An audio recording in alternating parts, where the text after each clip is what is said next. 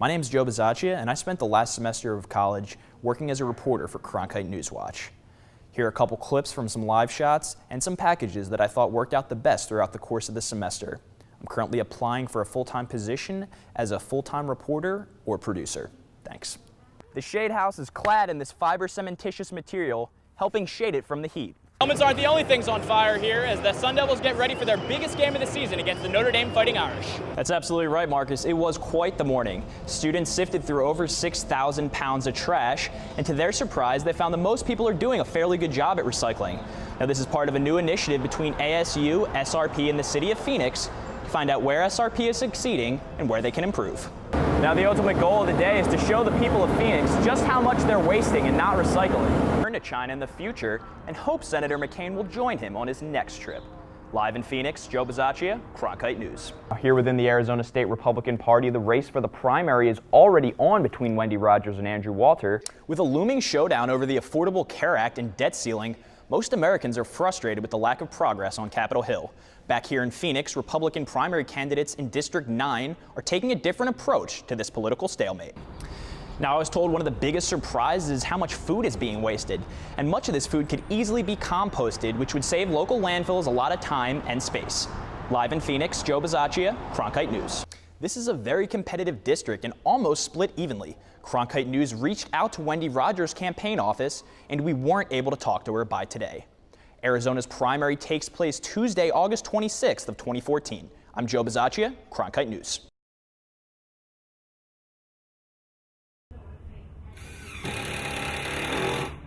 For the students of Team ASUNM, solar energy isn't just a passion, it's a competition. Our house was inspired by nature, by the Sonoran Desert, and how the mesquite tree shades the young saguaro and allows it to grow and thrive by providing it shade and shelter from all the harsh elements. Students from both ASU and the University of New Mexico work together to build the shade house.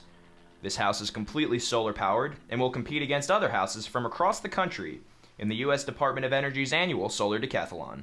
The response we've gotten from members of the public, from people at the companies who sponsor us, they're like, oh, that's a really cool project, solar energy, that's great. And I love to get that response from people. The shade house is clad in this fiber cementitious material, helping shade it from the heat. There are 20 teams in the competition from all over the globe, and students come from several different majors. At ASU side, a lot of the students were architecture students, as well as construction students, from the design school and the Delhi Webb School of Construction. And then in UNM, a lot of the students were engineers. For the students that worked on the Shade Project, this isn't just about winning a contest. It's about building more sustainable houses for the future. You know, I think we'll look back in 20 years and we'll laugh about the fact that solar, wind, and biomass were called alternative. In Phoenix, Joe Bisaccia, Cronkite News. Trash is an ongoing problem in cities across the country. In Phoenix, students partnered with SRP and the city to help better understand what could be done to improve recycling habits. Now, the ultimate goal of the day is to show the people of Phoenix just how much they're wasting and not recycling. We hope to kind of bring to light how much trash is actually recyclable and compostable and give people an idea of how much trash actually does accumulate throughout the day. The city hopes that this study can be shared with people getting rid of trash in the rest of the valley. What we learn from them, we'd like to share with the region, with not just the Phoenix area, but the Phoenix metro area. SRP knows that it has a responsibility to the community to keep Phoenix sustainable in the future. This study today is an important step in the right direction for them. It first of all provides SRP with the opportunity to learn more about our waste stream and ways that we can reduce waste. For students like Melissa, getting up early and digging through trash is worth it if people will change their habits. What you're throwing away and having people have an idea of the volume that this ends up just in the landfill. Something these students hope they can begin to cut down. That's why I'm announcing today that I'm Ads like this aired less than 1 year ago. While the media buy isn't on yet, the 2014 midterm elections are looming.